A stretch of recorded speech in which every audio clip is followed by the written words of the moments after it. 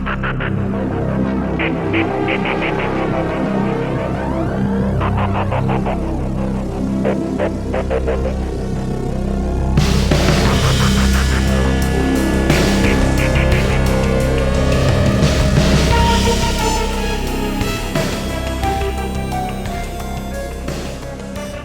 everybody, what is up? Welcome to, we've been doing this for a month, episode 4, and we have the Double or Nothing review, which is still fresh in our minds, which just happened last night. My God, what a show, huh? Yeah, for sure. Definitely.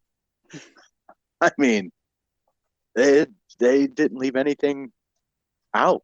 I mean, they just let it go. It was so good. Did you? I didn't think so. I thought it was amazing. But did you think it was too long? I know some people thought it was too long. Not me sitting in my living room and my I know. couch. I mean, if you're gonna pay money for a pay per view, like I'm not gonna complain that it's too many good matches. Like I'm not gonna complain. Like it's right. It was. I don't know if I would have been able to survive being there live. In all seriousness. Yeah, I get. It's good that it was in Vegas because at least it wasn't 1 a.m. Vegas time.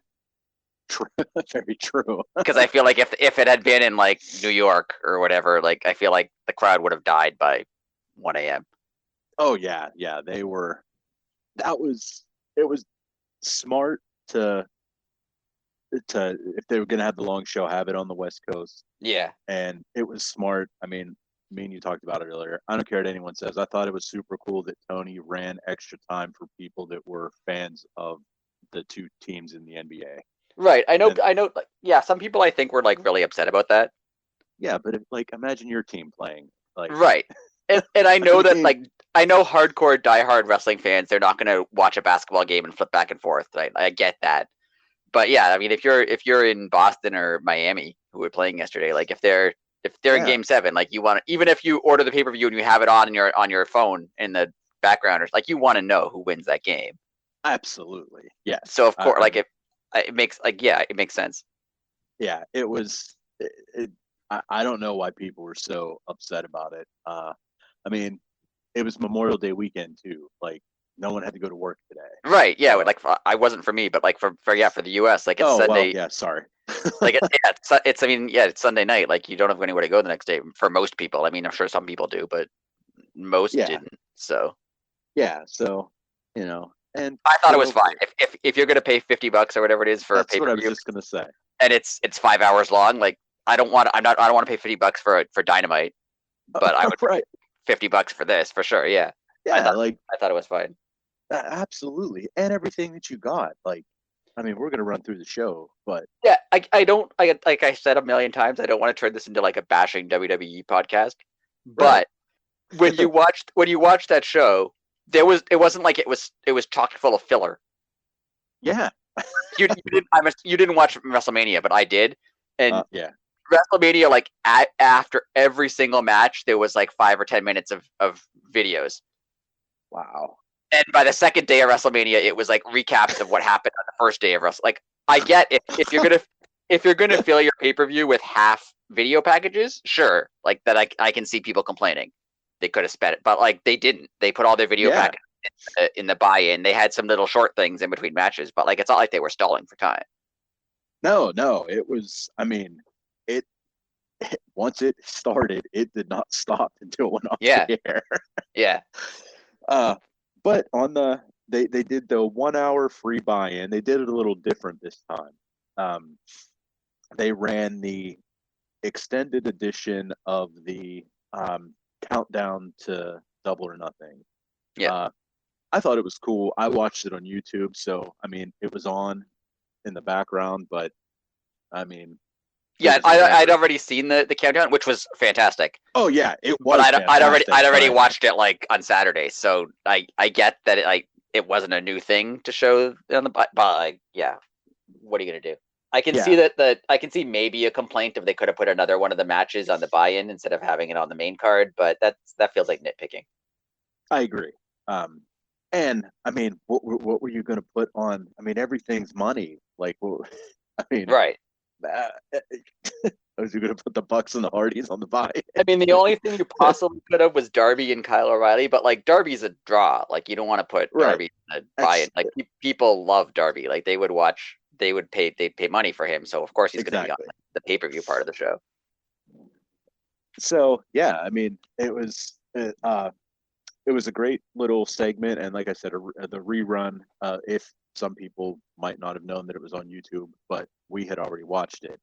But Eddie flipping Kingston, huh? That was incredible. That wasn't on the countdown. Like I didn't just forget that happened, right? That they added that. That was only on the buy-in. Correct. Yeah. Yes. That was great. That felt like an old, like I was unrelated to this. I was watching like a couple days ago, like because I'm a giant nerd. I was watching like old Raven promos from ECW on YouTube. Yeah. It reminded me of those old ECW promos where like he's just sitting there quietly talking. Like it was. Yes. Oh, when he breaks down, and then he just looks up and he's dead ass serious, and he says, "My demons can swim, Chris," and just walks away. Oh, so good, so good, so good. Eddie manages to sound like the toughest guy in the room at all times, but also like he'll cry in a promo, he'll break down, he'll admit that he has like emotional things, he'll admit that he has a tough life, but he also still sounds like a tough guy, like a badass the whole time. Yes, and it was I mean that his delivery. To tell a story from last night, my buddy was here who I'm slowly turning you, Brett. You know it's coming. It captivated him. He was like, "That guy's a hell of an actor," and I was like, "No, he's a wrestler." And like he thought that like that he was paid to do that. You know, like I was acting in dramatic roles. Yeah. And I was like, no, he's going to be wrestling tonight. That was his promo for his match, and it like really blew him away that he was able to do that. And I think that's where a lot of people don't realize how good pro wrestlers are in front of a camera or with a live microphone. Yeah, we'll talk about this when we talk about the match later. I'll talk about it more, but like Eddie's ability to. He seems like he's better. He's better than the rest of them at realism and at promos and at weaving his own life into his character's life, and like it's amazing. Yes. I say it all the time now. It's going to be like my tagline. He is this generation's Stone Cold, and he's like the everyman. He weirdly, and I know this is not true because I've read about Eddie Kingston's history, but we talked about this last week. How we've seen his name, we've heard his name, but we've never really seen him wrestle until AEW. He's like what 38, 39 years old. I'm pretty sure, yes. I only know that because his Twitter handle is Mad King 1981, I think. Oh, so that's the only reason I know he's like 40. But or 98, whatever. It's a year. But he does seem like he has been around forever, like based on his story. But he also seems like he just like became an overnight like sensation. Yeah, and it all came from when they hired him at AEW when he stepped into the Open Challenge for the TNT title. They just gave him a microphone, and as I was watching it on TV, I was like, "Oh wow, that dude sounds pretty interesting. I wonder if he has a Twitter." And then I found out who Eddie Kingston was. He has not missed since then. Like he's been on like a run. Yeah. Of just great performances. Yes. And he's going with the best of them. Like they're throwing him in there with legends from Japan, legends from Japan, legends from the United States. Like he's done promo battles with like Chris Jericho and CM Punk and John Moxley, like people who are like top tier. Yeah. And not outdid them. Like for sure. In a good way, For sure.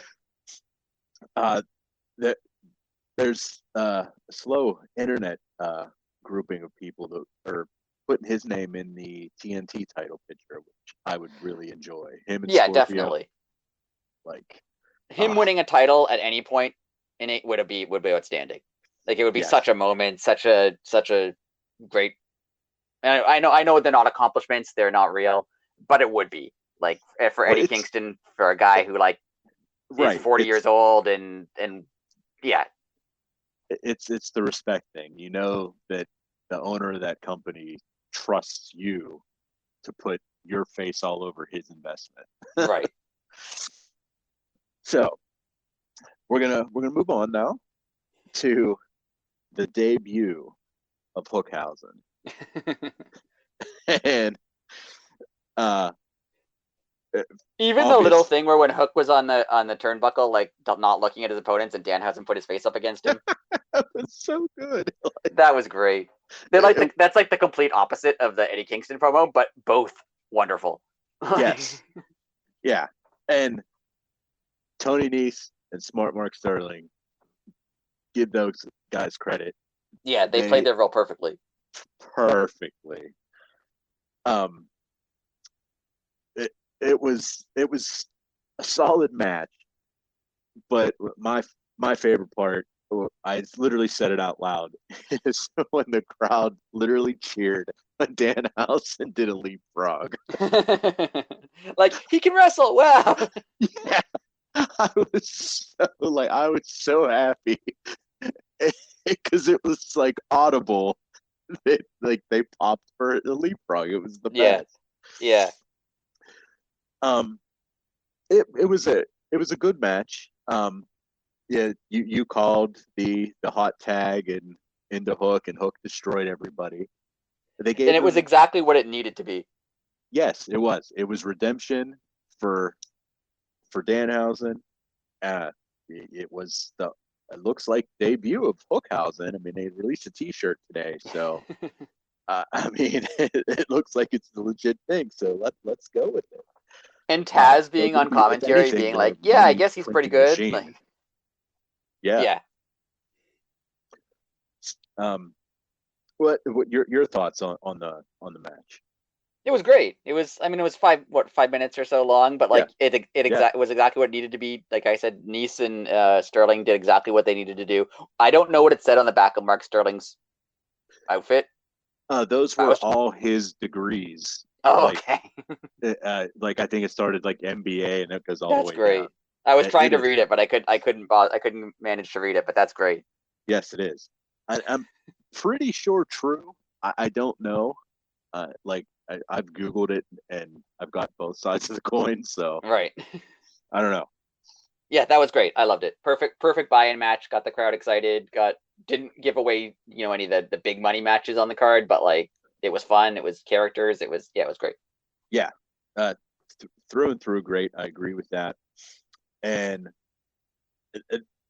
going on to the main show, they played us in, and I couldn't believe they were starting with this match. But the first match on the show was Wardlow, excuse me, versus MJF, and we all apparently that was the plan all along, was to start with this match. But I think it was great based on the the rumors and everything that happened, that they just to get it out of the way, just to like, there's the match, it happened, everyone stopped talking about those rumors now. Yes, and I'm sure those rumors will come up here any minute, but but I mean, this match was 7.5 minutes of, well, maybe not all 7.5 minutes, but we'll say 5 of those minutes he was literally just destroying MJF. Yeah, I thought that's what it needed to be. I mentioned to you, I didn't mention on the podcast, but I mentioned to you, I spent too much time on like wrestling Twitter and wrestling Reddit this weekend, and like, so it kind of taints your view on things, because like the most extreme opinions come forward. And I saw some people who were like upset that it wasn't more of a match. No, like this like a contest, but like this is exactly what it should have been. Like he should, like, even without all the rumors and everything that happened, like it should have been the story that they were telling was, oh yeah, once Wardlow gets MJF in the ring, he's going to destroy him. Exactly. And that's what happened, and that's exactly what should have happened. And yes, that's 100% agree with you. It was like it was also fan service. It was his moment and fan service. Like I was watching this alone at home, like in my basement, and like when Wardlow hit the first power bomb, like I audibly cheered, like I celebrated, and like right. I was by myself, and like but like I was like, yeah, that's awesome. Like I loved it. It was awesome. It was, I think MJF took 10, if I'm not mistaken. I think that's what the count was. And kudos to Max. Regardless of the rumors that he may or may not have tried to screw the company over, and I don't know about that. I just know what I've read. But he did the right thing, as in he did show up. He didn't even get an offensive move in, and he put the guy over big time. Right. I mean, you can't. And when he was leaving on the stretcher and they put the oxygen on it, but they put it on his eyes. I thought that was hilarious. And the other thing, first I thought they screwed up, but then I thought, oh wait, no, they don't care either. Like like the paramedic guys don't even want to help him. That's the way I positioned it as. Well, it was, pointed out. I told you my buddy Brett was here. I was audibly confused why they took Max through the crowd. Was that like a public shaming? Like, yeah, I don't know. Poor guy just got destroyed. Like, no, but they never take anybody through the crowd. Right. And then they move the gates. People are just throwing stuff at him, and it was like, and again, he didn't do Max. Like, he played hurt. He sold it. It was awesome. Right. It was and very then fun. the end where like Wardlow fight, he on the ramp, but the Wardlow was all elite. Like that was perfect. Oh yeah. It was. I was hoping they would do like something, but like I didn't want them to make it like have like confetti in a celebration. Right. Yeah, but that was perfect. It was Tony coming out, giving him the Wardlow was all elite. I was icing on the cake for everybody. Then we have possibly a dream match for the ages. They gave us the second match of the night. They gave us the Young Bucks versus the Hardys. I could not believe that this was happening this early in the show. Yeah. The Young Bucks entrance was worth the $50. That was great. They like the Viva Las Vegas song they did. That was perfect. Yeah, it came out with the Elvis costumes on. Oh, it was great. Fantastic. Say what you want about the Young Bucks, and there are parts of their wrestling that I'm not a huge. I wouldn't call them my favorite team, or like I feel like sometimes they're a little too confined with their spots. Right. But they're on pay-per-view. You can't bet. I said this before. You can't bet like they're going to put on an amazing match every single time. Yes. They're going to have an amazing intro. They're going to have special costumes. They're going to have an entrance. They're going to do pay-per-view Young Bucks, and it's going to be entertaining. Yes. Every single time. Every time. You are correct. They could like probably wrestle two rookies on a pay-per-view, and it would be next level. And they would do a whole thing. They would do a special entrance. They would have special costumes. They would do extra move. Like they would go all out for it. Yes. Oh, such a good match. Just it got much credit to the Hardys. They are unbelievable at their age. I mean, they're our age, so I'm not going to say they're old. but I know what I feel like in the morning, and I don't jump off 20-foot ladders. Right, exactly. So. Yeah. I know there was a weird thing with Jeff's boot at one point. It looked like it was like he blew it out. It looked like it was weird. It was. So that kind of distracted me a little bit but like otherwise, great match. Yeah, it was a fantastic match. It gave him 20 minutes. And I always start the timer when the bell rings. So that was like actual 20 minutes of wrestling. That was not entrances. And like clearly the Hardys aren't the 2000 Hardys. Like of course they're not. But like that was still a great match. Yeah. Oh, it was a great match. It was great. It was perfect. A lot of good spots.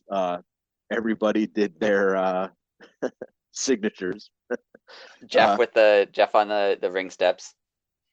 Oh yeah, I don't know how that was was Matt Jackson on this? I don't know which Jackson it was, but it was one of them. Yeah. Oh, yeah. Okay. Well, there you go. He took all that. That was, he's feeling that.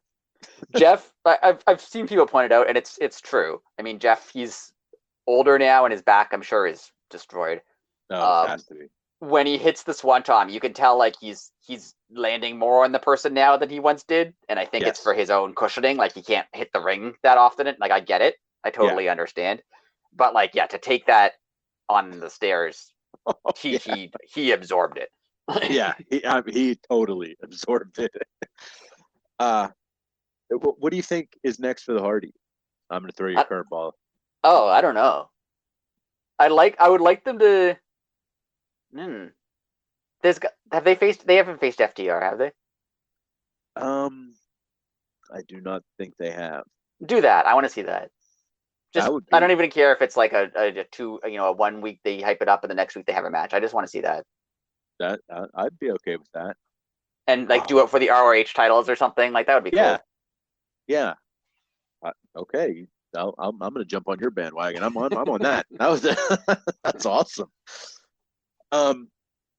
Then we have for the TBS title, our champion Jade Cargill versus Anna Jay. And Jade got the Cody Vader to come up. She did get the Cody Vader to come up. That was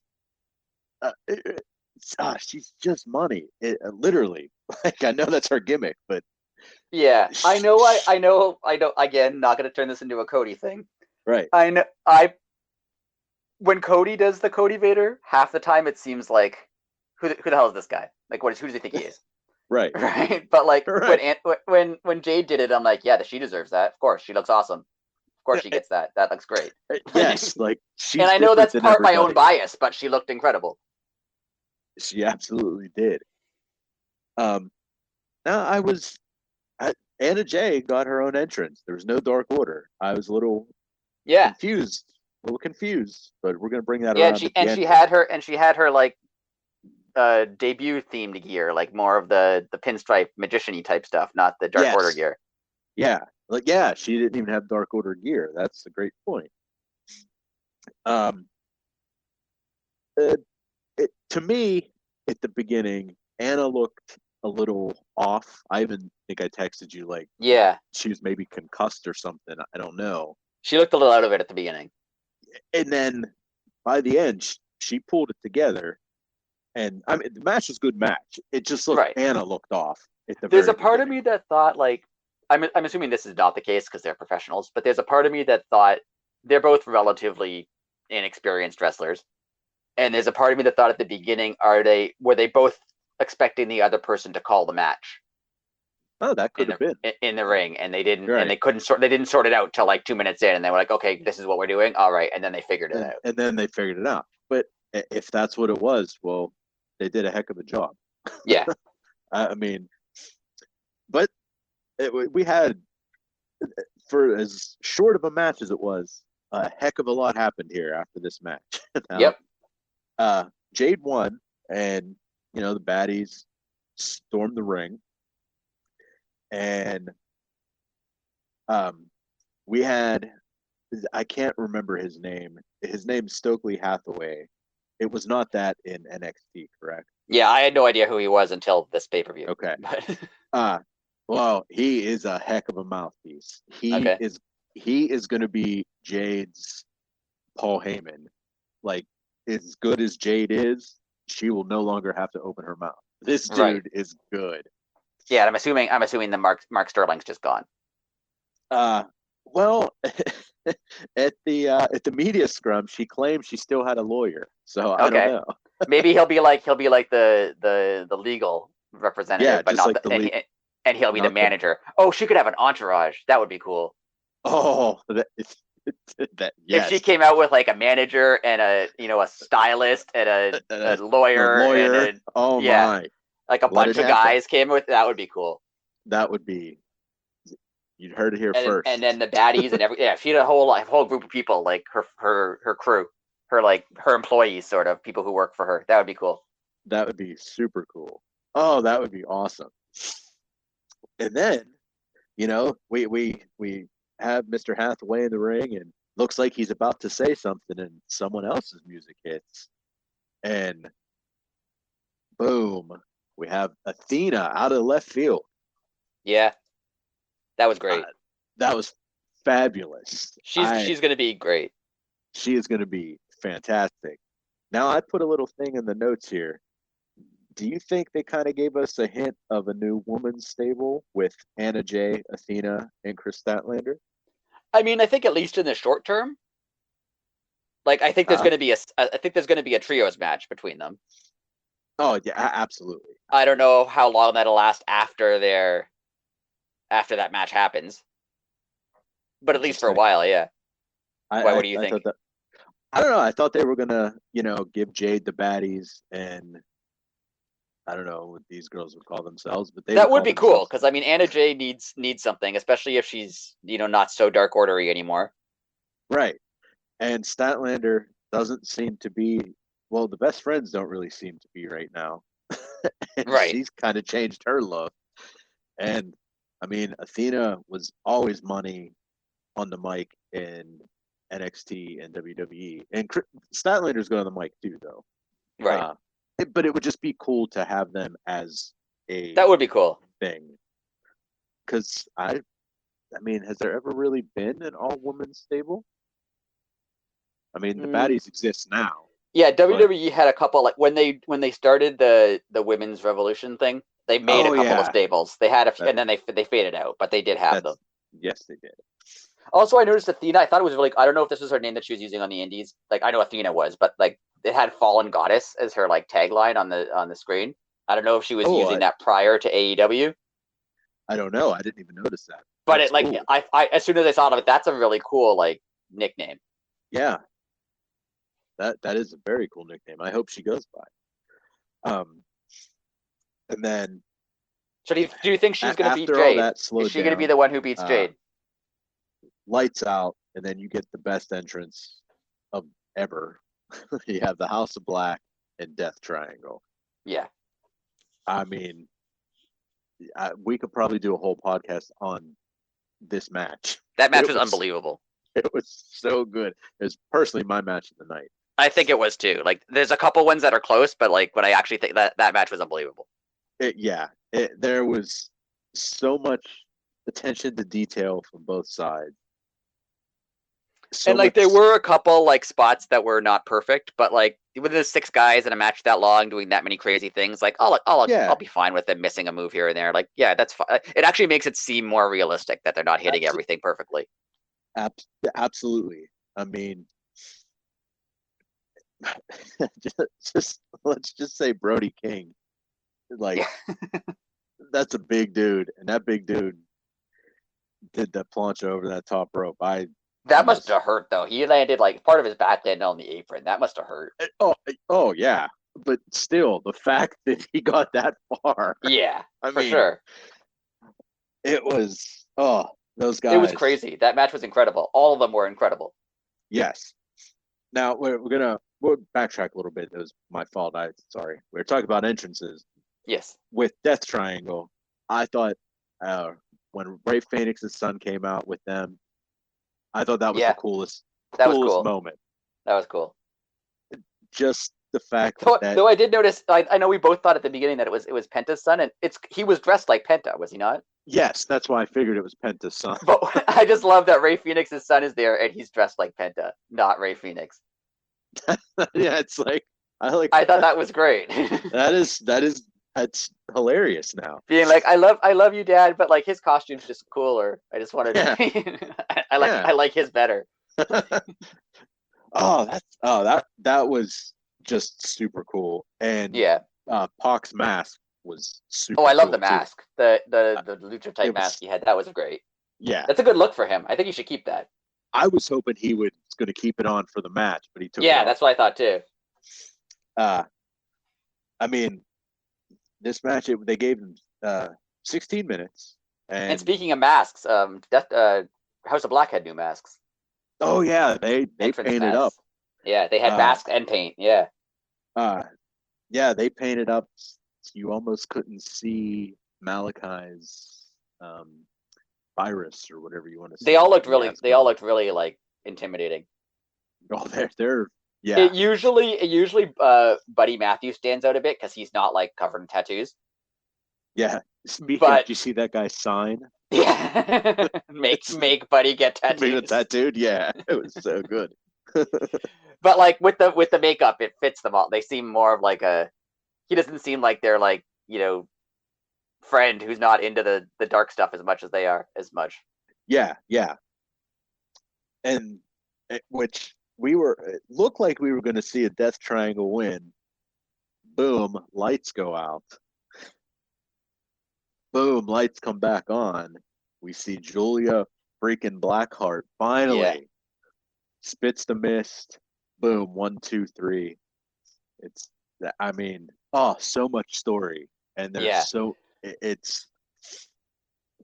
I know Malachi is a stickler for detail, and he loves like a nuance. Like he'll use like a certain kind of pen or something just so like 3 people would connect the dots. He would be so happy. Right. He probably had this all planned out because you brought this up. Owen went by the Blackheart, right, in his later run with WWF after the Blue Blazer, and I mean we're getting right. It like that was the last thing that happened before the Owen finals, right. So I bet you Malachi, if Tony wanted to do the reveal earlier, he said, well, he probably just said, hey, why don't we wait? And she's going to do Julia Blackheart. And I know it seemed like they kind of stretched this out a lot, and I know like they were obviously waiting for Phoenix to come back, and I know Penta Pac flies back and forth to like between England and like so like they had to wait to do the match, and for a while it seemed like they were treading water and they weren't doing anything, and like why is Julia like taking so long to turn? Like it took a really long time to get here, but it was great and it was worth it, and it was great.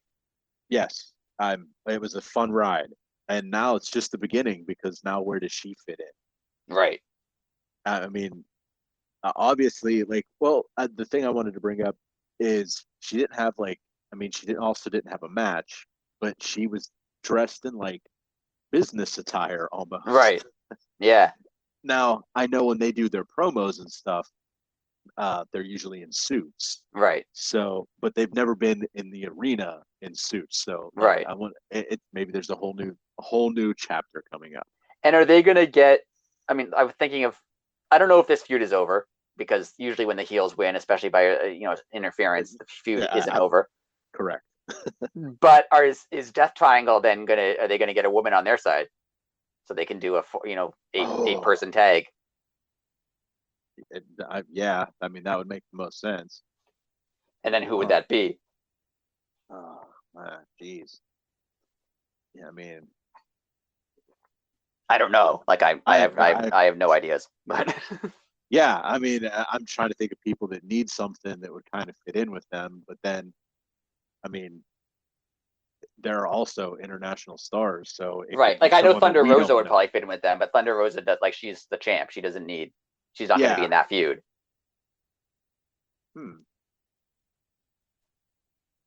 Well, we'll see. Yeah, we will see instead of just sitting here thinking and doing nothing. And the Julia Blackheart leads us into the Owen finals. The men were first. Samoa Joe versus Adam Cole. Surprise! I mean, we talked about it last week. Like these guys never wrestled each other. Yeah. I thought they told a heck of a story, and the little nuances to Owen and Brett, and just the respect and love for pro wrestling in this match was phenomenal to me. Yeah, it was great. Was that the one? I don't remember the finish now. Was that the victory roll finish, or was that the women's match? The women's match was the victory roll. Okay, so I'll was Bobby Fish interfered. Right. Yes. Okay, and the boom. Yes, I remember now. Yeah. Yeah, great. I kind of wanted Adam Cole to win because I think I mentioned this to you offline.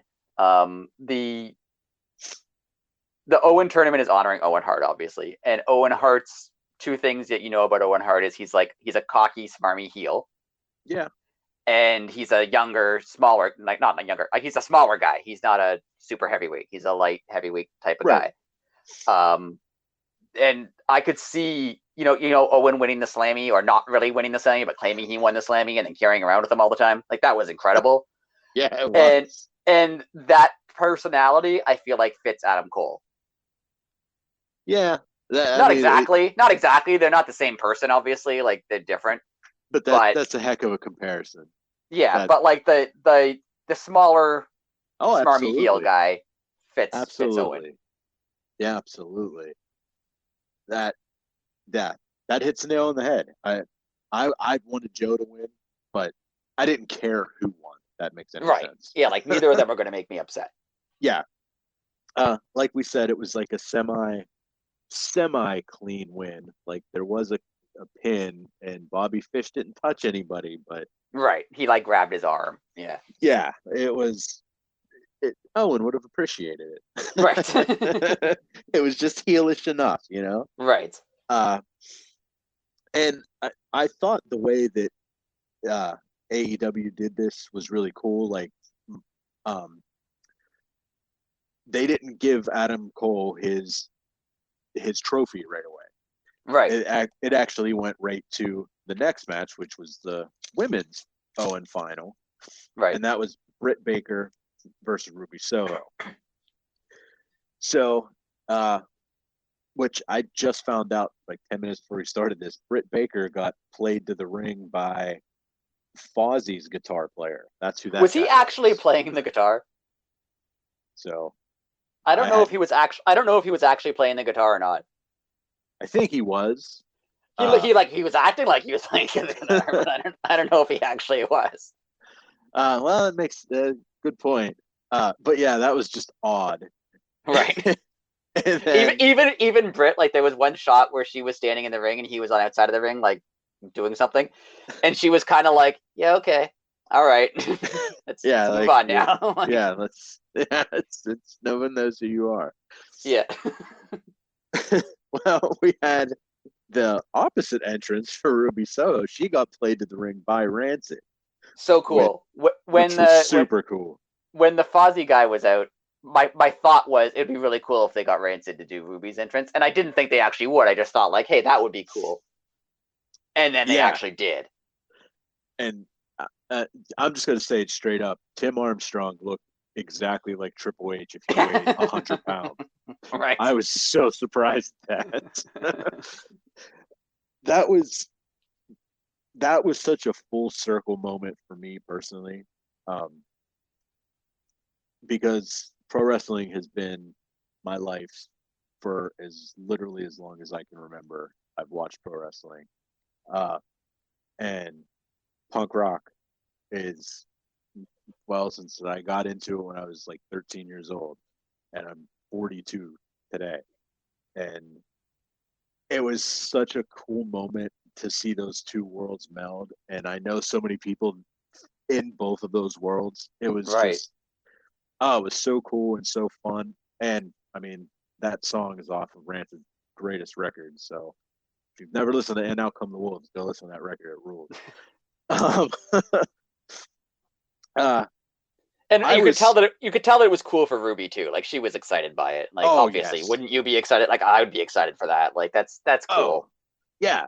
She's a fan, and like for you to be in a world where like music revolves around your character, or you're playing a character that's basically yourself.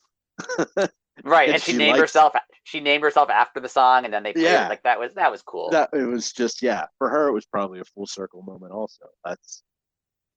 I thought these ladies put on a hell of a show. Yeah, it was a good match. It was fantastic.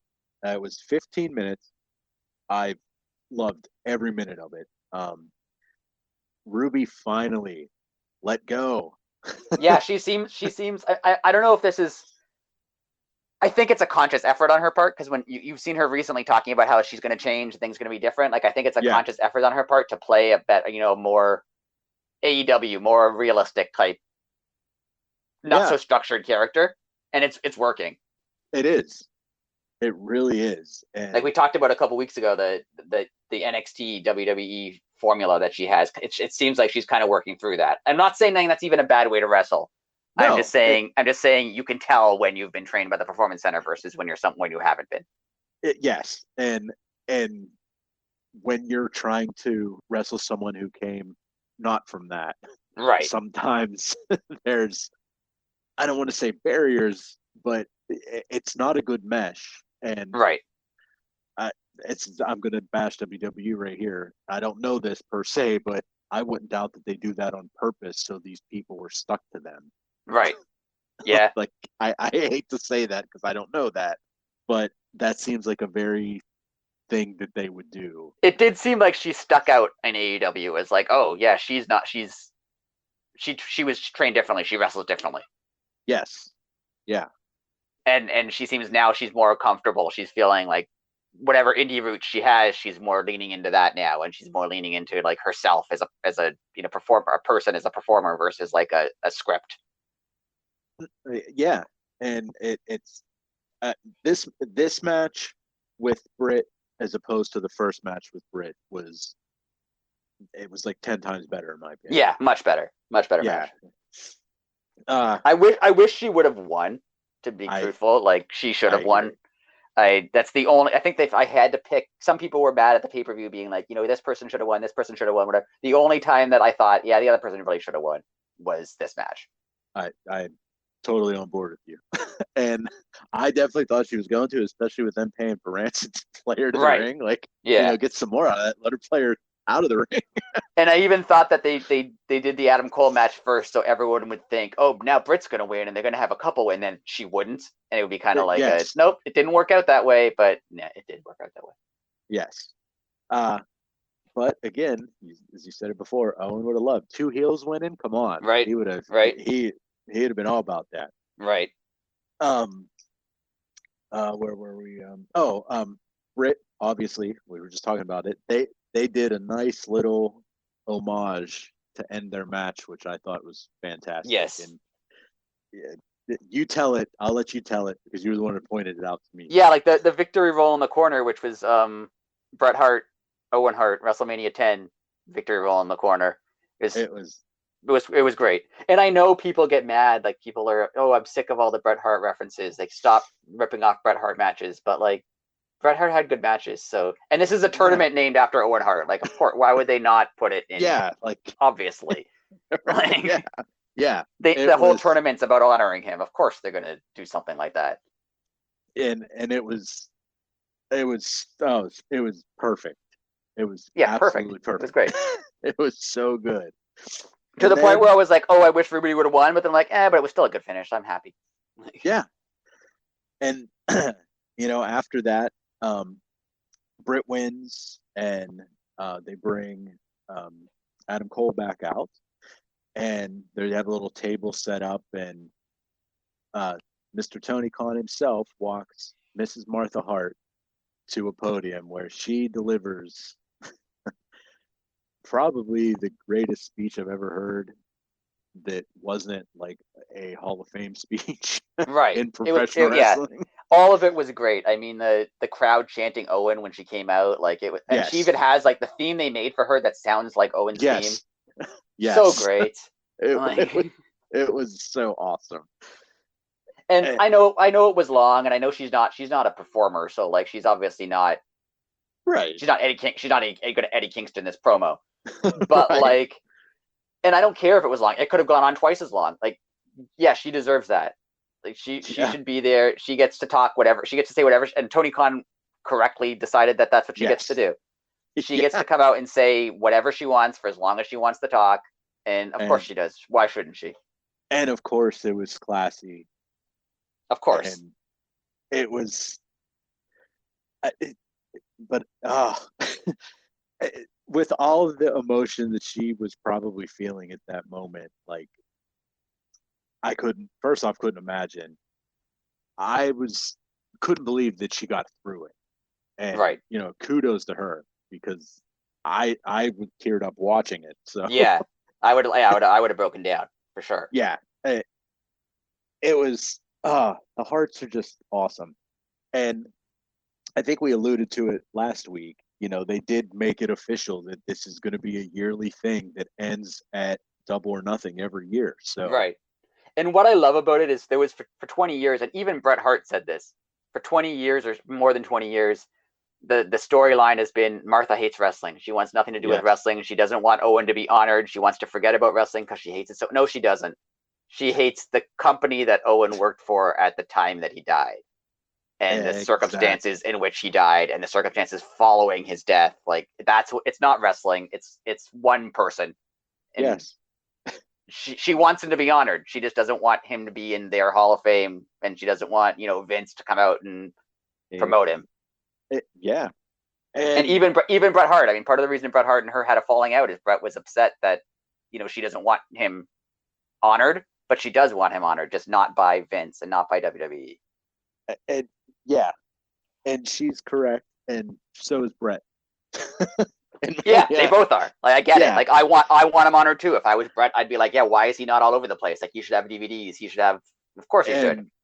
Yeah, and that's where WWE dropped the ball. I mean, AEW has done more for Owen and Owen's name in the past. What this tournament was announced, like maybe 5 months ago? Yeah. Yeah, in the past 5 months, they've done more for Owen and his name than WWE did in it's been 20 great. years. I'm glad they're doing this every year, and like, eventually it's not going to be. This year was especially special. There was a lot of extra people talking about Owen, and I know when they have this tournament, 5 or 10 years from now, it'll be a tournament named after Owen Hart, but it won't be so over the top with Owen references. And I know that, and that's fine, and that's fine.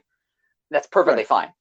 But like, it'll always be named after him, and it'll always be a thing that 20 years from now, I'm assuming AEW is going to be around and they'll still be doing this. 20 years from now, people who have never seen Owen Hart will be like, oh, who is this named after? And they'll look up Owen Hart and they'll find out. Like, Mark Henry said it on the countdown. When you thought about Owen Hart before, you would think about like, oh, it's so sad what happened to him. It's so awful what happened to him. And now, and from now on, like, it's not marketing to say from now on you'll think Owen Hart's the guy that they had that tournament for every year. Yep. And that's great. Yes, it is. And I just thought of this right now while you were talking. Owen also worked for New Japan a lot. Right. They could now, I mean, the Forbidden Door exists. Right. They could have guys from that company come over and win the Owen. Right. So, there's just. And the belts are like the Stampede. It was perfect. Perfect. Yes. Oh, the belts like the Stampede belts. It was perfect. I was personally, the only thing I would have added, but you brought up a great point with it, is I would have had Bret there, but you said it was all about Owen. And I think they did. I think they didn't want to overshadow Martha. Exactly, and that would have overshadowed, and it was just about Owen. And kudos to Tony, AEW, and everybody. And that was her moment. That I'm sure there's been a lot of. She has never been, from as far as I could tell, even when Owen was alive. I don't think she's ever been on like a wrestling show. No, I don't think. And that was her moment. Right. That was her moment to like everything that she wanted to talk about and everything she wanted to say for however long. Like, she got to do it. And like, she's obviously spoken to the media and has a charity that she does, gives talks. But she got to say it to like a wrestling audience, to wrestling fans. And that, it was great. And this random person, I need to start writing these Twitter handles down to give these people credit. I apologize.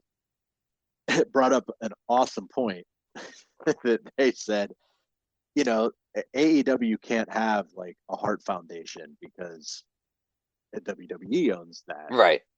Like, as a faction. But they could damn well have an Owen Hart Foundation. Right.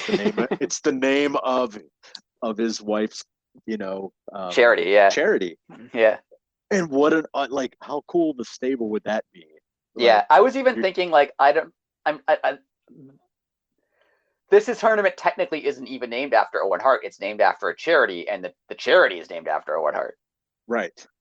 So like it's a cool way to do it, and to be able, I know that's not how she planned it. I know it's an actual foundation, but yeah, to put the name Hart Foundation in it sounds cool. Yeah. I think it just sounds good. And honestly, like now that I say it out loud, I'm honestly surprised Vince never tried to sue her. Like, I'm dead serious. Like, to claim he owns the name, that it's too familiar to Hart Foundation. Yeah, I'm surprised he hasn't tried to sue AEW over this. To be honest, or that.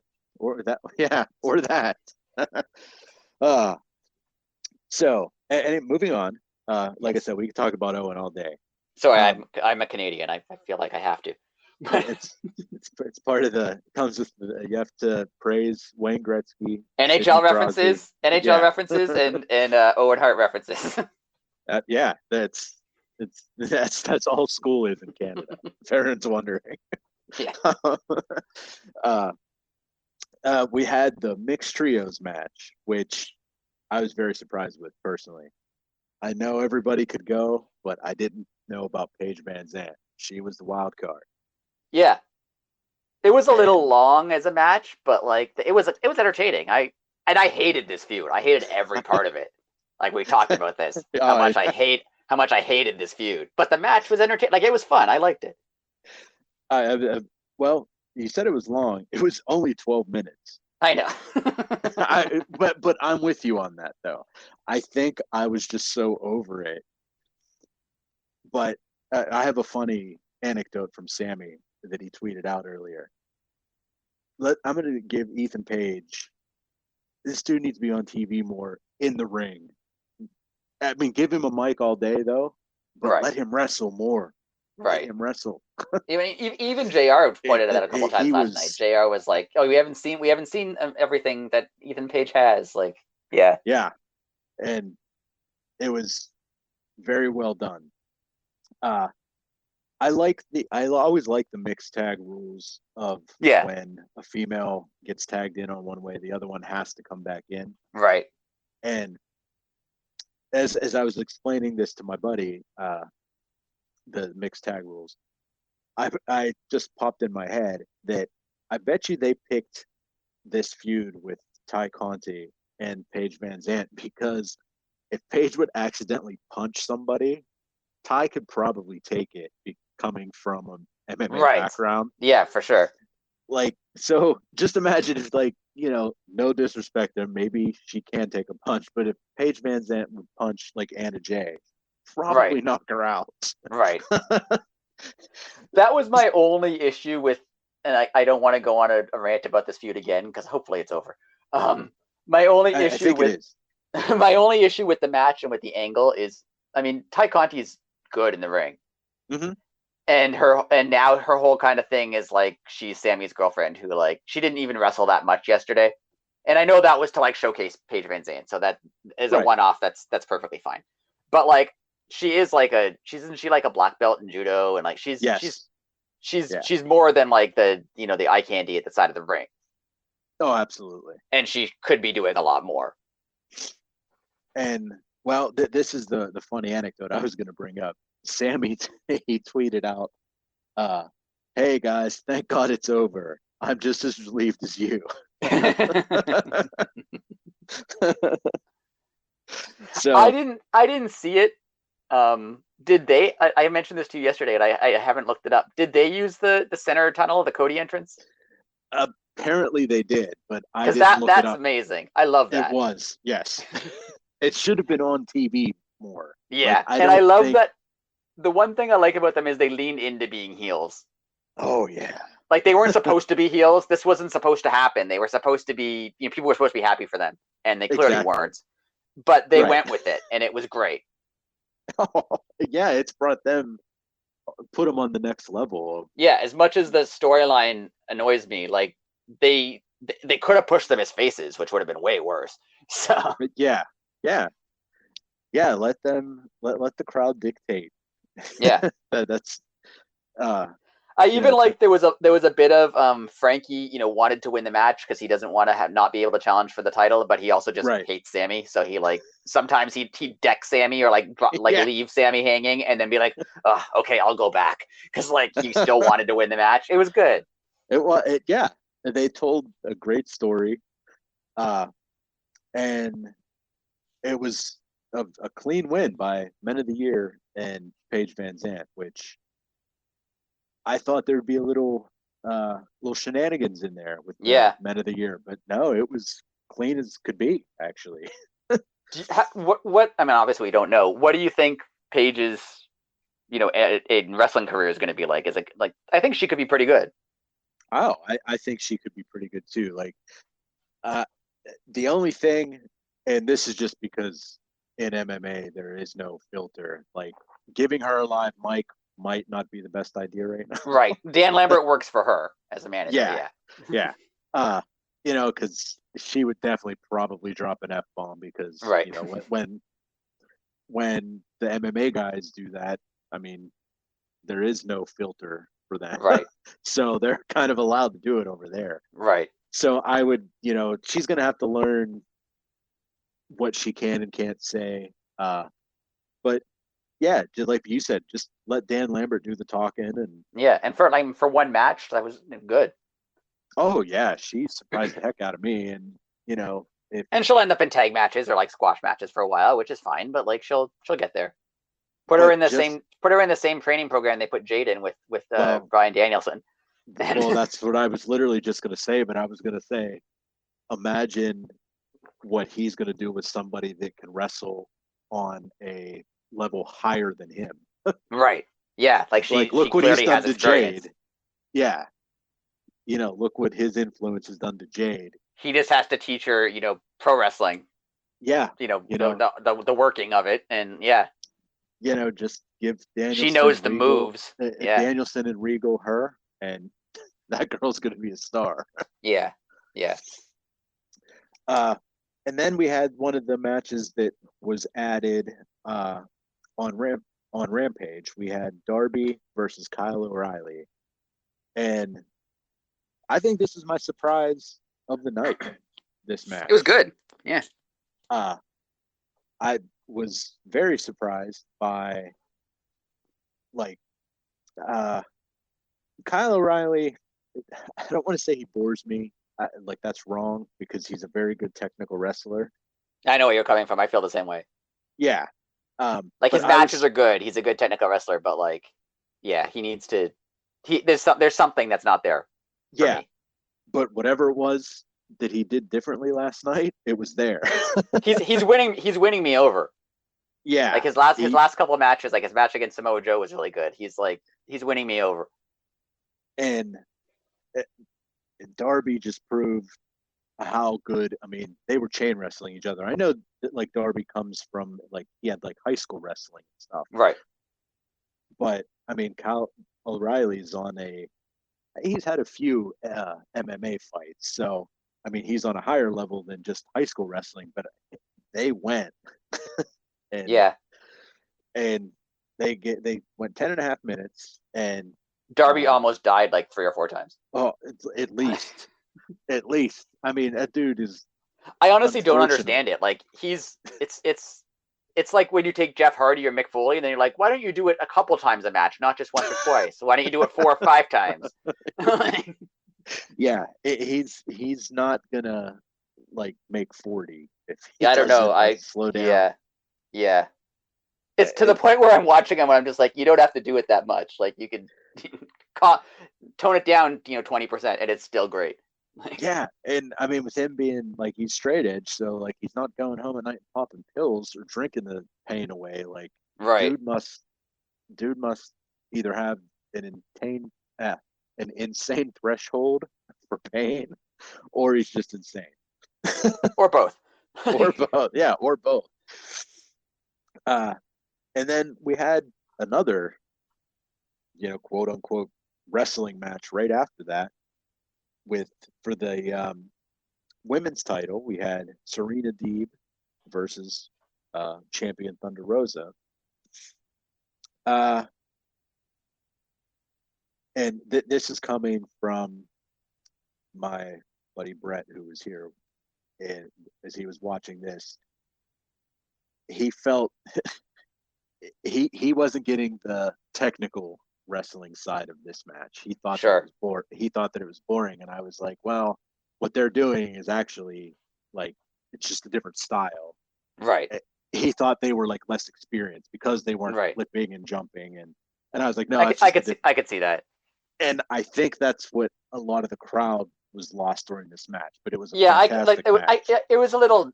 I love this match. I thought if you're gonna put a match of the night, like it's up there. I thought it was a great match. Yes, it was a Um, fantastic match. but the crowd was it was following a lot of big emotional things. It was following the Darby match, and it was late in the card, so I can see how they were down on it. They weren't that loud for it, but I thought it was excellent. Yeah, it is as far as technical wrestling goes. These two matches back to back, there was some fantastic technical chain wrestling, reversals. It was it was all smooth as glass too. This is Like my own ignorance, I guess. I haven't seen too much of Thunder Rosa outside of AEW, and to be honest, like same here. she hasn't had that many AEW matches. Even her title run, like she hasn't had that many Right. matches. So I didn't know. I honestly didn't know that she could wrestle that well. Like, to be honest, like I liked her as a character. I thought she was good in the ring, but like Serena Deeb is excellent in the ring, Yes. and Yeah. Thunder Rosa was like she was with her the entire time.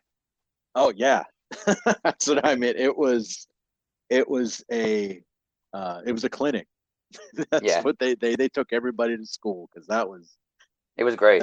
it was fantastic. And uh, Thunder Rosa is a very proud member of the Latino community, and her gear that she had paid tribute to the awful shooting that happened in her Yeah, state of Texas. Thought it was super cool that she did that, and I thought it was super cool that she didn't even draw attention to it. right. It was just there, and it was nothing needed to be said, and I thought that was super cool. Yeah, yeah, for sure. I would like to. I would like to. I have no idea what's next for either of them. Yeah, maybe Ruby. I mean, Yeah, for Thunder. I feel like they put a heel against Thunder though. Oh no. Well, maybe Ruby turn heel. Right, She's that's tired true. of, she Yeah, that's tried to do true. everything right. She still Yeah, got screwed that would over. actually work. Yeah, yeah, that would work. Oh, okay. Well, I think a little off topic here. We'll jump right back in.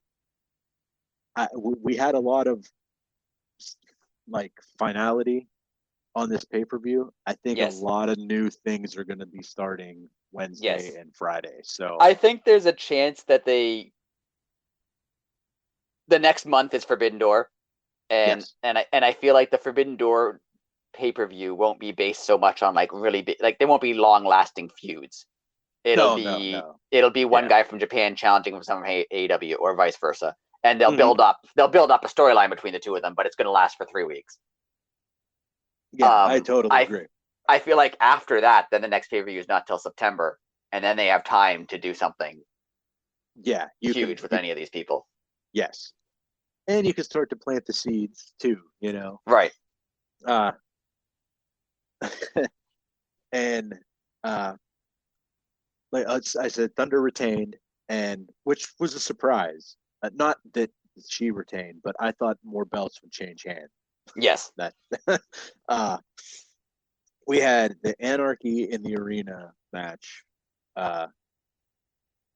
Moxley, Danielson, Proud and Powerful, and Eddie versus the Jericho Appreciation Society boy Who band. was dressed like the Backstreet Boys from like 1999. It was amazing. It was so incredible. Halfway through this match, I was thinking, I still don't entirely know what this is, but I think it's wonderful, and I love it. Yeah, and they went. They had the longest match of the night. Went And 32 minutes. Playing for like the first 5-10 minutes or so, like Yeah, it was again ECW New Jack-ish. Yep. It was great. Yeah, it was. Oh, I do believe this was the only match on the card with blood, correct? Yes. Yeah, like there. I mean, Somewhere, there were a couple. somewhere Cody is visibly weeping at the lack of blood on the card. Yeah. I mean, there were a couple busted lips and stuff, but that. Yeah, but like not like we're purposeful like blood. actual. Yeah. We're which Matt Menard. He must have 80 gallons of blood in his body because it was like, oh, he got busted open. The camera cuts away, it cuts back to him, and it looked like he fell in a vat of blood. It was literally like 3 seconds later. Yeah. And then there's mustard on him. That's what I was just gonna get to. When Eddie scores the mustard all over him, which had to burn. Had to hurt. I was thinking as he did it, like, ouch, that has to really hurt. Yeah. I mean, it's all salt. And you're just, Yeah. I saw someone say this online. Again, I should be writing these people down as well. Someone said, you know the part of the match where like 2 of the guys brawl through the crowd and everyone loves it and thinks it's cool? What if that was just the whole match? And there was 10 of them. And they just like, that's what this was. And it was fun. Well, when the match ended, I kept going like to myself, I kept going, where the hell's Daniel Garcia? I think I even texted you. I think they got stuck in the elevator, didn't they? Yeah. I think they did. Yeah. That was the funny part. Like, and then maybe Eddie murdered them. I don't know. Yeah. It was like they were announcing the winners. Good. When Eddie Kingston came to the ring with the gas can and the blood, like kind of shuffling his way down. Yeah. That was like it was like an Evil Dead movie, like a horror movie. It was such an image. So that was so like if he's the promo he did earlier in the day shows him as like an actor, and that was like this is like a film to him now. Like it's great. Yeah. People are also taking that image and photoshopping it into random things. And it was just like him at like the baggage claim at an airport, but with a can of gas, but like with that just look on his face, like, man, where are my bags at? They just been like it was him like hailing a cab and one. It was they were great. I saw someone say, I've seen good wrestling and I've seen good acting and I've seen believable wrestling, but I've never seen like where you think he might actually kill somebody. Well, then when he came down with that gas can, it just started pouring gas. I know it's not gas, but like pouring gas on everyone. Like I was gonna just say that. I wonder if it was because I feel like it wasn't, but yeah. Just for the fact for the people there, like you would instantly smell it. Right, that's true. And like if it was just water, you'd be like, hey, why don't I smell gas? But then again, you're also putting gasoline in a place with lights that are like hundreds of degrees, and on like people's faces. Like... Yeah, in a ring made of canvas. That Yeah, so you're probably right. It probably wasn't, but then again, it was Eddie Kingston. And that was perfect. Him pouring the gas, Danielson being like, "What the hell are you doing?" Like, yeah. Yeah, like we're not gonna kill anybody. I don't want to implicate it in this. We're not setting them on fire. What are you doing? Yeah, it was great. It was wonderful. I was initially shocked that the JAS won. That's what I was just gonna say. But you can tell where this is going. Yeah. And I feel like this if this doesn't end with William Regal yelling blood and guts. Yeah, well, that's what I was just gonna say. We're getting blood and guts, right? Of course, we have to. Like, I'd be so upset if we didn't. Right. Yeah, and I mean, do you save that for September? No, I feel like that was a special last year. I feel like they'll do it. It'll be a special Dynamite. Like a special. Oh, okay. Because there's a gap. There's like between June and September, there's no pay-per-view, so they could throw it in like July, August. As a special. What if they did it on a live Rampage and just gave them the whole hour? Oh yeah, that'd be cool. That would be awesome. I could see that because they want it. They're trying to do new things because Rampage is, they need to differentiate. They need to promote that. Yeah, I could see that. That would be cool. That would be super cool. Let's go.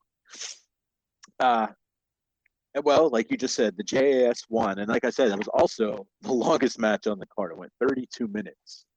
Uh, that leads to the three-way for the tag team titles. Okay, how did they fix the ring so quickly? And ring crew, man, I don't know. Like Like they that's didn't show that's impressive. Oh, it was. Because they When cut to like a 2-minute video package or something, and then suddenly the ring is like none of this ever happened. I was blown away, and hopefully you're going to get to see this in person soon. the um when Dynamite ends, they obviously have to change all the signage and the ring Right. apron and the mat and everything. I was like, oh, okay, there's going to be like a 30-minute lull. Like, Right. you know, it literally took less than 5 minutes. Like, Wow. I couldn't believe it. They come down and it's like such a well-oiled machine. Like, it's the one crew would be tearing the like pulling the mat off. They were rolling the Rampage mat on. That's cool. It was like it was so cool. um, this this was just kind of a surprise for me. This was the match that I thought we were going to see a belt change hands. Yes, definitely. I thought so too. Yeah, I And not even that like Jurassic Express has done poorly. Like they've had great matches as tag champs. I just thought it was time. Yeah, I totally. It was it was after the chaos that the from Anarchy in the Arena.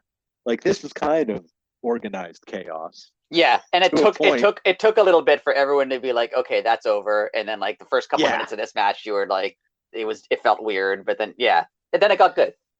Yeah. Oh, it got real good. Powerhouse Hobbs, Ricky Starks are pillars. We're going to use that word. If we're going to, they are. Ricky Starks walking the ropes and doing his little like that was so cool. He just started dancing. It was so cool. It was He is a star, and Hobbs is a star too. Yeah, I mean they all are in this match. Like this, everyone. Yeah. Oh yeah. Everyone in this match is a star to the fact where I feel like they don't talk about Luchasaurus enough because he's what like 6'7", 6'5", whatever he is. Yeah. And like he shouldn't be able to do any of those things. Just like Keith Lee shouldn't be able to do any of those things. Like it's like yeah. It was 25-minute match. We had Jurassic Express retain, which like we just said, we're surprised. But getting to the meat of this, everybody in this match went 200%. Oh yeah. Some of the things that they pulled off and they did, the swerve moonsault off of Keith Lee, was amazing. I love that move. That's fun. Yeah. Seeing Powerhouse Hobbs and Keith Lee actually get their hands on each other, I thought was amazing. Yep. It was just, it was, other than the ending, I don't want to say the ending was bad. I just definitely thought something else was going to happen.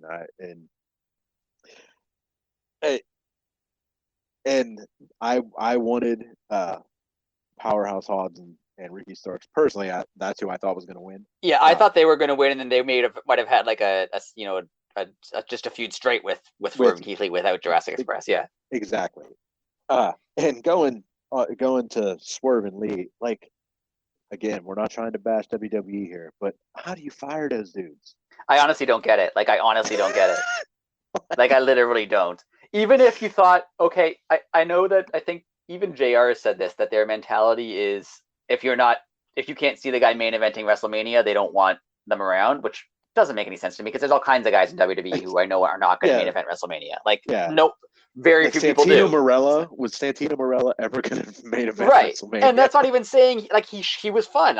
This is not saying he shouldn't work there. It just there's very few people who do, right? Exactly. So like, but like Keith Lee could have. Yes. Like I don't know if you probably didn't see, but like the Royal Rumble from a couple years ago, whatever the year Brock went in and eliminated like half the field. What a surprise! Yeah.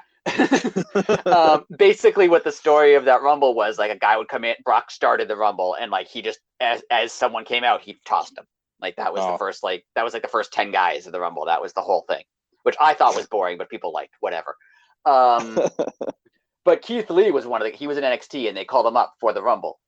And one of the moments was he showed up with just Brock in the ring, and just him and Brock staring at each other, like the crowd went nuts.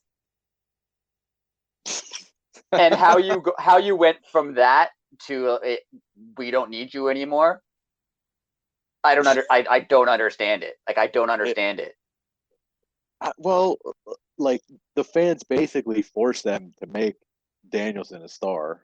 Right. I mean, but even someone like Bryan Danielson, I can see that if Vince wants, a larger than life, big guy, he wants all, maybe Keith Lee's not like muscular enough, like he looks overweight, maybe that's it. I don't get it. I don't get it at all. Like they're too good. There's some people who get released from WWE and you can see like, oh yeah, I get it. There's another guy like them, so I get that they don't want too many people the same, or I know he has attitude problems, or like he's injury prone. I can see there's all kinds of things that I can see why they release people. Even like he wasn't released. One half of them were Bobby Fish and Kyle O'Reilly. Like Bobby Fish was released, Kyle O'Reilly left. I can see why WWE didn't keep them. Like I personally probably would have kept them, but I can see their point. But like Keith Lee especially and Swerve, like did you not watch them wrestle? Like I don't understand. Right. And I know this is turning into a rant now, and I don't mean it to, but like no, but you're correct. And again, we always talk about this with Ruby. Keith Lee and Swerve never had that, and that's probably what lost them their job. Yeah, I think that's true. I think that they weren't WWE trained. Yeah, and they weren't going to be. Like they're like, no, I'm not doing that. Right, and Keith Lee, his name is Keith Lee, and like he's not going to be Jimmy Smithson or something. Had to give him Bearcat Lee. Bearcat Lee. That's what I want to call him. Which like fine if you want, like I get it. I don't love it, but like Powerhouse Hobbs is not a real name either, so I get it. But like to call him that, and they did a whole new gimmick for him. He got a new entrance. He got new gear. And then like 2 weeks in, they're like, actually, we're firing you. Like, what is going on? Well, going back to that, there was the rumor that Adam Cole was supposed to be his manager. Right. Come on. And that's another one I can even see. Like Adam Cole's a great wrestler. I can even see if you're a WWE being like, he's small or he's not muscular enough. Like, but like Keith Lee, come on. Yeah. Hey. And Swerve. Like Swerve is great. He's great. I don't even mean to be like ignoring Swerve here. Also great. I don't know how he got fired either. Like, yeah, unreal good. And that brings us to the main event. Yes. For the world title, Hangman Adam Page versus CM Punk.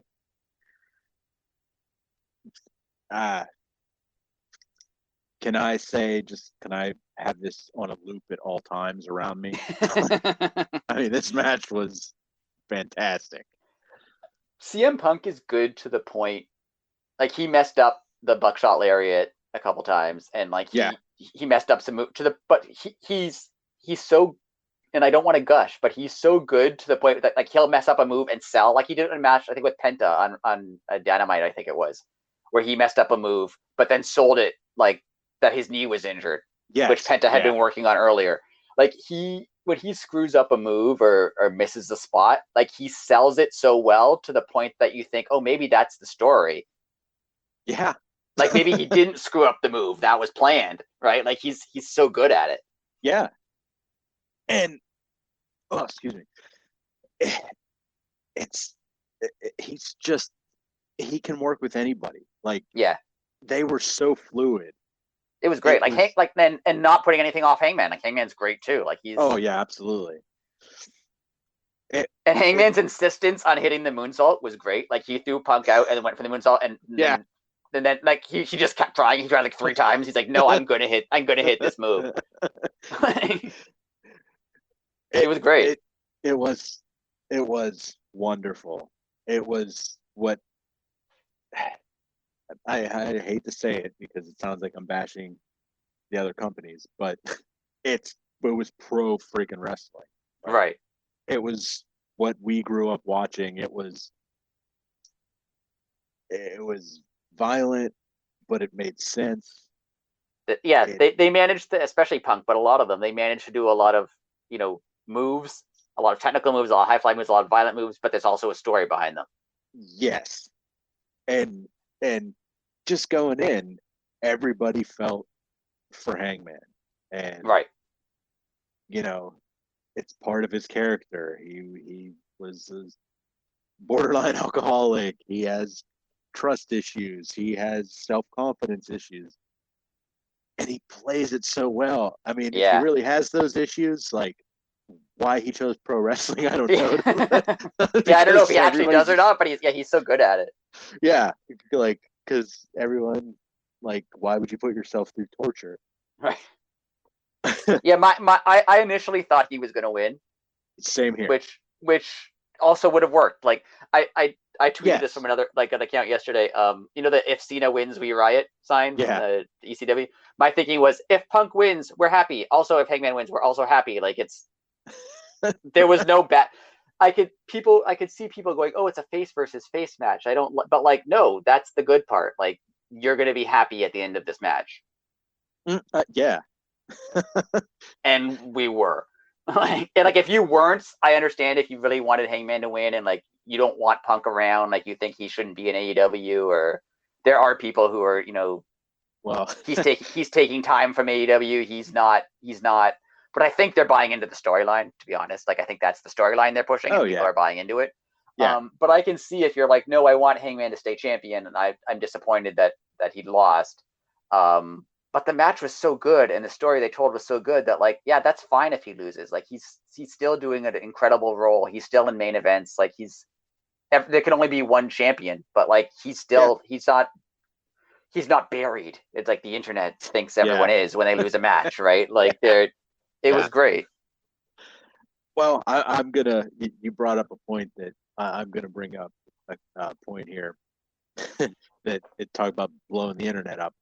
I really hope they start Dynamite with Punk live in the ring, and he just says, "This is just for my own personal satisfaction." That he says this. I just want him to say, "This is only the second pro wrestling title I've ever won," and everybody will just explode. That's just for me, but I could see him saying that. I saw someone say, on Dynamite, he said, "Hangman, you're going to shake my hand at the end." He didn't. Yeah. Will he ask for the handshake? Oh. Is he going to come out on Dynamite on Wednesday and be like, "Come out here and shake my hand"?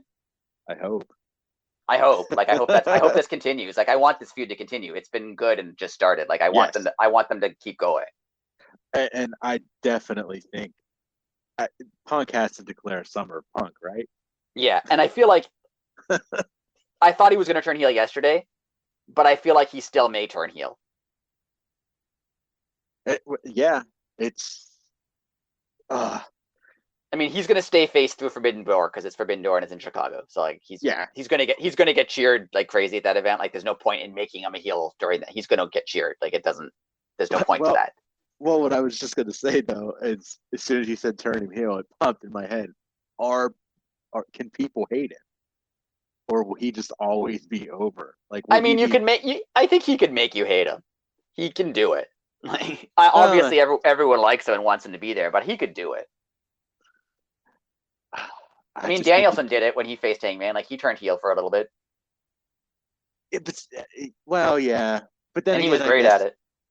Yeah, and I was just gonna say though, I guess AEW fans are different. Yeah, everybody just kind of cheers for whoever they like anyway. Right. So. I mean, Punk has turned heel. His last title run in WWE, he turned heel midway through his title reign. Like he was champion. He turned heel and remained champion. Like he's done it. Oh, that's such a cool move. if you can do that. Yeah, Like I know. that's skill. Like that's legit skill. To do like well, just going back to the match, fantastic match. Kudos to Punk. You know, nobody knows how much time's left. We talked about it last week. You know, we don't know if he's going to be here next year at this time. Like, Right. probably will be, but I mean, everybody knows CM Punk when he feels that he's done it all. Right. It's time to pass that torch. Like, but we'll see. And it's happening. It's going to be nothing but it's not gonna it's gonna be amazing. That match was so good that it was like 12 after 12:30 when it ended. Yeah. And like I was tired, but like for another half hour afterwards, like I was just awake. Like I was like, I'm not going to sleep yet. That was no, it was great. Oh yeah. And well, me and you were texting back and forth during the match. It popped in my head right before it started. I definitely thought we were gonna get a 60-minute draw. Yeah. It was such a Punk thing to do. Like, right. Of course, just give him a 60-minute draw. But in hindsight, I'm glad they didn't because right. that match wouldn't have ended till after 1. Right, and people would have lost their minds. People would have lost it, but it would have been so fun though. Yeah. I mean, talk about the people that melted down on Twitter today. Oh, imagine that. Yeah. Let's see. I think I have one more thing here. Oh, we're talking about the Summer of Punk. You think he's gonna declare another one? I think he's gonna be coy with it and like not mention it, and like other people will mention it, and it'll be like a thing that he doesn't actually. And then like I think he's gonna turn heel in like July, and then he's gonna go all in on it. Oh, so that would be sick. Oh, all in. Good segue. Because that's how he works, right? He's like, it's all references, and like, yeah, I could see him doing that. Yeah, that is true. It's gonna be fun. It's gonna be fun. Yeah, I was just gonna say that. He hasn't had a world title in almost 10 years, and when he had the world title in WWE, the WWE title, he was, for at least half of that, he was not the main star. I mean, they were still booking Cena in main events. They were still like, he wasn't the top guy. Well, wasn't he champion and didn't main event Mania? He wasn't champion that time. He just lost it. Oh, okay. He was champion, and I'm pretty sure faced Daniel Bryan at the time in a match, and John Cena and John Laurinaitis main evented. I have to check that. No, please don't. I have to check that. That is terrible. That's just yes, that's what happened. Oh my god. That is on that card. CM Punk faced Daniel Bryan for the WWE Championship in a 24-minute match that then did not main event because John Laurinaitis defeated John Cena in 17 minutes. Wow. They went 17 minutes. And you wonder why he was upset.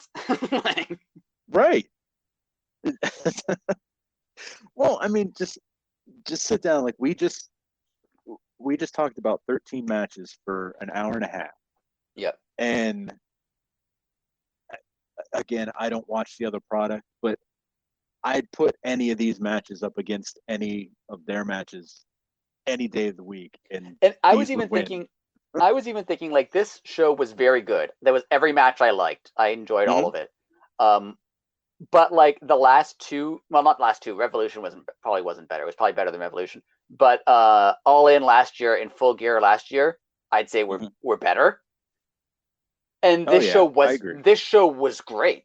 And it wasn't even their best recent pay-per-view. Right. Yeah. It was wonderful. It was so fun. It's I mean, we talk about it all the time. It's so fun it caused us to do this. Yeah, it's such a fun. It's such a fun. Like I love watching it. Even when like when you were saying earlier, like you watched wrestling your whole life. Like I did. I have too. But if it was only WWE, I don't think I would be. Like there were No, long periods where when it was only WWE, I was not watching. Yeah, that's that. Well, that's how I found Ring of Honor. I would go to local shows, and it's that it's just always been there. And WWE, like, I just couldn't consciously do it anymore. I can watch we shouldn't make this the whole podcast, but I can No. watch like Mania or the Rumble and be entertained enough by it and think it's fine. Like they have good, their pay-per-views are generally, the matches are pretty good. Not the level of like the best AEW matches, but good. Like they have good Mhm. workers there. Oh yeah. Mania was entertaining. Like some of it I didn't like, but some of it was great. It was a good show. But like I can't watch 3 hours of Raw. Like there's no way. I'm not doing it. That's well, we were talking about people are complaining that these guys are still in the spotlight from the guys and girls from the AEW originals and blah blah blah. And well, there's only 3 hours of television, but Right. you can still see those people if you watch Dark and Elevation, which aren't B shows. Well, Right. I mean, they're B shows as in they're not Dynamite and Rampage, but like they're not the shows that for some reason the internet claims that they are. Right. They're not, main event or whatever. Yeah. Yeah, they're not that at all. They have their own little stories going on in them. Stuff happens on there that matters. Like it's Yeah, and I've told you before, like I've seen people like you're like, oh, who's that? Why are they here now? I was like, oh, well, they've been on Dark for the past 4 months. Right. Like, Yeah. Like they can plug people in and out, and if you want to see the people that you're complaining you're not seeing, they're on Dark and Elevation every week, and those are Right. good And shows. if you want to watch more wrestling, it's there. Like you can watch it. Like it's on AEW YouTube. has it for you. Like it's there for you. You can watch it. Like you watch it whenever you want. Like yeah. I put them on. Like I'll just pick random old ones if I'm cleaning or right. Just I'll throw them on to put them on as background noise. It's like fun. like 5 hours of this show. We mentioned it earlier. Like it was long. It was 5 hours or so. Right. But like it was entertaining, the whole thing. Oh yeah. I would if they did this, if every pay-per-view, I mean they only have 4 of them now, 5 with Forbidden Door, but AEW pay-per-views they only have 4 of them. If each of them, one of them every 3 or 4 months is 5 hours long, that's fine. Yeah. Like and they're all good. So yeah. like I'm down. I'm totally down. Well, on that note, we thank everybody for everything. We're keep listening. You're helping us. Again, we are on Instagram and Twitter at Elite City Pod on both. Follow us, and we'll give you a follow back. We're trying to build a nice little wrestling community here. Come say hello. And Rick, this has been fun. We just went. Yeah, for sure. The longest one yet. I just keep going off on tangents. I know I just keep going off on rants about stuff, but no, there was a lot to talk about, and yeah, for sure. Like a lot happened. So we appreciate everybody. Keep listening, please. It's been fun. Rick, you have anything to say? No, that's all. Thanks for listening. All right, yeah, everybody, thanks for listening, and we'll see you next week. Later.